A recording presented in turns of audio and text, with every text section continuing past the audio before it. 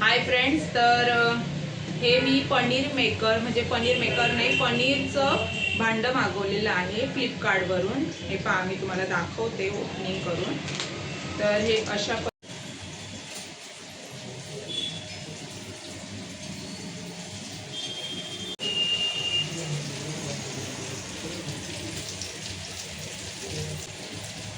आता सध्या मी फिश तळत आहे आणि भात झालेला आहे आणि फिश बरोबर वरण बनवणार आहे। त्यासाठी मी डाळ भिजत टाकलेली, हे पहा तुरीची डाळ बनवणार आहे आणि वरण भात आणि फ्राय फिश सुरमई आहे।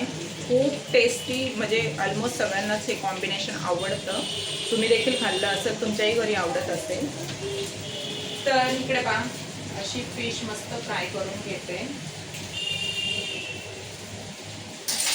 तशी मी दुपारीच ती हाफ फ्राय करून ठेवलेली होती आणि आता मी सध्या मला जास्त काम नाहीये म्हणून आता मी मस्त पनीर बनवणार आहे। हे 1 लिटर दूध आहे, तर तुम्ही फुल क्रीमचं पण बनवू शकतात, पण मी नॉर्मल दूधचं बनवते, ज्याच्यात क्रीम नाही आहे जास्त। तर चला आपण बघूया हे कसं बनवतात ते। तर चला आता आपण काय करून घेऊया, हे दूध एका पातेल्यात, जे वॉट एव्हर तुम्हाला ज्या टोपात वगैरे काढून घ्यायचं आहे त्यामध्ये काढून घेऊया।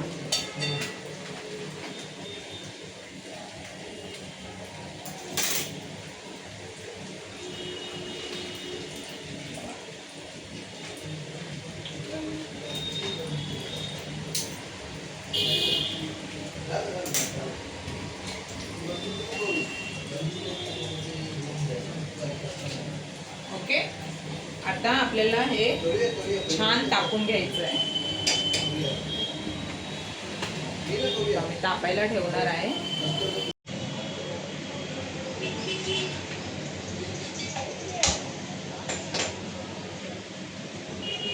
हे दूध छान आपल्याला तापून घ्यायचं आहे। आता हे व्यवस्थित तापून झालं, त्याच्यानंतर मी तुम्हाला सांगते की आपल्याला नेक्स्ट काय करायचं आहे ते। चला, आता दूध मस्त तापत आलेलं आहे आणि हे विनेगर आहे, तर तुम्ही कोणत्या पण कंपनीचं विनेगर घेऊ शकता। तुम्हाला लिंबाचा वापर करायचा आहे तरी तुम्ही लिंबाचा देखील वापर करू शकतात, असं काही नाही की विनेगरच लागतं। बट विनेगरनी कसं दूध पूर्णपणे छान फाटलं जातं आणि असं म्हणतात ना, पनीर एका बाजूला आणि पाणी एका बाजूला छान पद्धतीने होतं। पण लिंबूला जरा वेळ लागतो, तसं तुम्ही 1 लिंबू पिळला तरी पण बऱ्यापैकी पाणी असं वेगळं होतं। पण विनेगरने मला जास्त इफेक्टिव्ह वाटलं म्हणून मी विनेगर वापरते। जर तुमच्याजवळ विनेगर नसेल तर तुम्ही लिंबूचा देखील वापर करू शकतात। लिंबू घेताना काय करायचं, जसं की दूध उकळलं छान, तर त्याच्यामध्ये अर्धा ते 1 लिंबू छान पिळून घ्यायचा। ओके, आता आपल्याला हे विनेगर वापरायचं आहे, तर आपण काय करूया की 5-6 चम्मच विनेगर आणि 5-6 चम्मच पाणी असं मिक्स करून आता हे उकळी येणार आहे, त्याच्यामध्ये आपण थोडं थोडं करून टाकूया। तर ते कसं टाकायचं मी तुम्हाला दाखवते।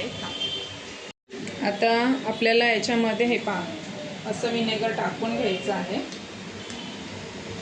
आता मी अंदाजे 4-5 चम्मच विनेगर टाकून घेते। तर हे 4-5 चम्मच विनेगर आहे आणि त्यामध्ये मी 4-5 चम्मच पाणी टाकून घेते। तर असं तुम्हाला एक लिक्विड बनवून घ्यायचं आहे। हे पहा, दुधाला छान उकळी आली आहे आणि आता हे दूध आपल्याला हळूहळू हलवायचं आहे आणि हळूहळू आपल्याला हे टाकायचं आहे आणि हलवायचं। तर तुम्ही बघायला लागाल की हळूहळू ते दूध फाटायला लागेल। हे पहा,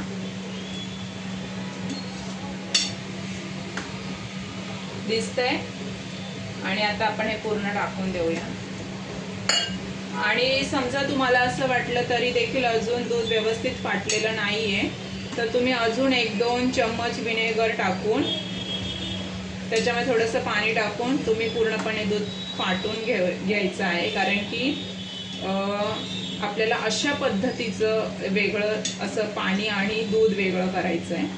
हे पहा, आणि आता आपल्याला याला 2-3 मिनटं छान असं शिजून घ्यायचं आहे, म्हणजे पूर्णपणेच पाणी आणि दूध वेगळं होईल. हे पहा, दिसतंय तुम्हाला? पाणी सगळं वेगळं झालंय आणि दूध वेगळं आहे, म्हणजे हे पनीर आहे आता आपलं. ओके, त्याला मी 2 मिनटं चांगलं शिजून घेते, म्हणजे व्यवस्थित छान अजून दूध फुटत फुटत जेवढं काय आपलं पनीर आहे ते वेगळं होईल. हाय फ्रेंड्स, तर हे पहा, हे मी पनीरचं भांडं मागवलेलं आहे फ्लिपकार्टवरून आणि हे खूप युजफुल आहे आणि याने पनीरला व्यवस्थित आकार पण देता येतो आणि त्यातलं पाणी पण छान नितरून जातं. तर मी तुम्हाला ओपनिंग करून दाखवते. हे पहा, हे अशा पद्धतीचं भांडं आलेलं आहे, तुम्हाला मी व्यवस्थित दाखवते. हे पहा, असं भांडं आलेलं आहे. हे त्याचं झाकण आहे आणि हे असं भांडं आहे. त्यामध्ये ही अशी एक प्लेट आहे आणि त्या प्लेटला देखील हे पहा असे होल आहे. आणि त्याच्यानंतर हा डब्बा, म्हणजे तुम्ही इझिली याला वॉश देखील करू शकता. हे पहा, आणि तुम्हाला जेव्हा तुमचं पनीर बनून झाल्यावर तुम्ही हे इझिली काढून याला वॉश करू शकता. आणि हे असं तुम्हाला भांडं आहे वरती झाकण ठेवायला आणि छान पनीराचा आकार येईल. मी तुम्हाला बनवून दाखवते ते कसं पनीर बनवतात. तर चला आपण बघूया की आणि पनीर कसं बनतं ते.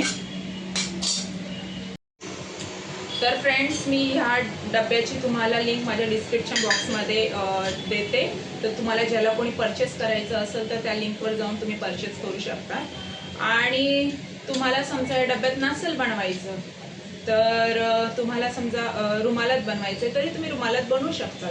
बट रुमाल असं असतो की तो थोडा अनहायजेनिक असतो, तो व्यवस्थित वॉश करावा लागतो.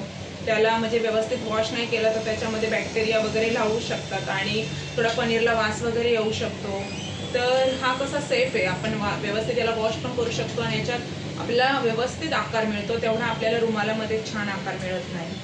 तर चला मी दाखवते कसं पनीर करायचं. आता हे भांडं मी छान वॉश करून घेतलेलं आहे आणि आता मी हे पनीर याच्यात गाळून घेते. थांबा.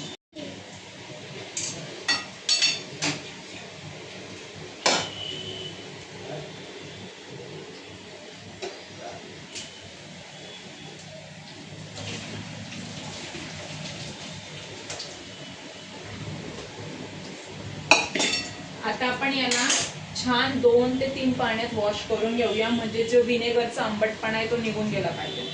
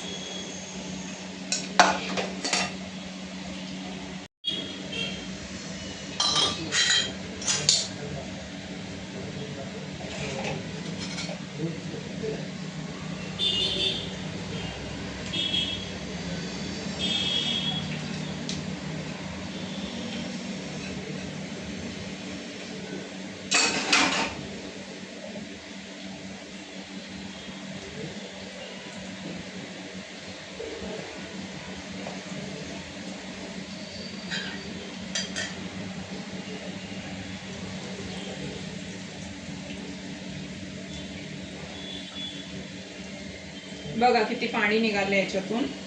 आता याला आपल्याला काय करायचं आहे मी दाखवते. याला आपल्याला एका मस्त अशा स्टँडवर ठेवायचं आहे. या स्टँडवर ठेवल्यावर तुम्हाला एक जड भांडं याच्यावर ठेवायचं आहे. आता माझ्याजवळ हे जड भांडं आहे तर मी हे भांडं त्याच्यावर ठेवते आणि आपल्याला चांगलं अर्धा तास वाट बघायची आहे. यातलं पूर्ण पाणी निघून गेलं की आपलं छान सेट होईल पनीर.